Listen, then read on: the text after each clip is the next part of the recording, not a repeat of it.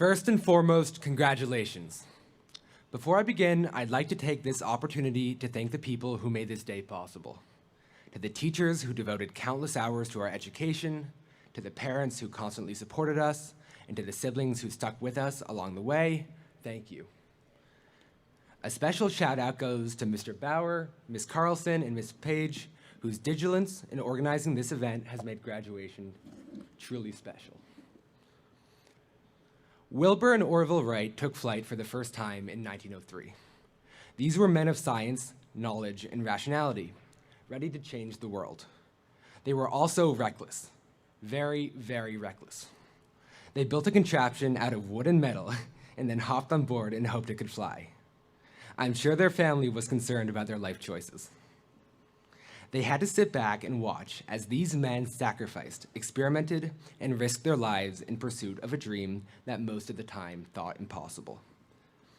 Many of the parents, grandparents, and loved ones in the audience today can probably relate. You've watched over us since we were young and been present as we've encountered ever-increasing challenges throughout our lives. Early on, just crossing the street seemed like a daunting task. We've all heard the mantra, "Look both ways before you cross the road," countless times. It was small steps like this that began our progress towards adopting responsibility. As we got older, the challenges changed. We started going downtown by ourselves and began making more decisions about how to spend our time. We began playing sports and doing homework. We underwent social upheaval as we entered middle school. Many of us got jobs. And we experienced COVID, an unprecedented disaster that pushed us far beyond any previous challenge. We had to endure all of the normal high school challenges while also navigating Zoom education and keeping ourselves healthy. It isn't surprising that our families worry for us. But as you know, the Wright brothers didn't fall out of the sky. Their flight was successful, and these two men changed the world. Like Wilbur and Orville, our grade hasn't succumbed in the face of obstacles or doubt. In fact, we've surpassed every conceivable expectation. We've accomplished things both athletically and academically that have never before been done in the history of Marblehead High School.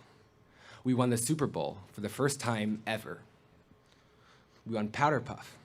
We survived remote learning. In a time of great uncertainty, our class endured. What is it that allowed our class to succeed despite the obstacles in our way? The answer is simple: confidence. Confidence is both the best and worst thing about high school students. On the one hand, confidence is what motivates us to take on responsibility and seize the opportunities that life presents us.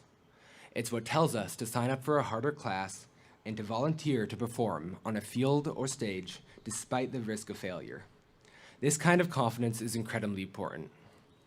But there's another kind of confidence also prevalent in your average high school student. This is hubris, the defect that compels us to act with too much confidence. Hubris explains why we act irrationally, procrastinating homework, overlooking risks, and waiting until the last minute to write a graduation speech. Our job moving forward is to lean into our confidence while also distinguishing between the good and bad versions, to be ambitious and to take risks while also taking the proper precautions to ensure success, to listen to the advice of our friends while also heeding the guidance of our parents and our teachers, who do in fact have more life experience than we do. At the same time, we need to put our confidence, optimism, and ambition to good use. We need to learn when it's necessary to ignore our fears in the service of a higher goal. If we more closely examine their story, we realize that the Wright brothers were not so reckless after all. Yes, they did something dangerous that could have ended in failure and injury. But this came after years of testing and hundreds of wing designs. These men took all possible precautions and worked tirelessly to account for every possible doubt in their minds. And when the time came to test if their design worked, they acted with confidence and took a leap of faith. As President Kennedy once put it, only those who dare to fail miserably can achieve greatly.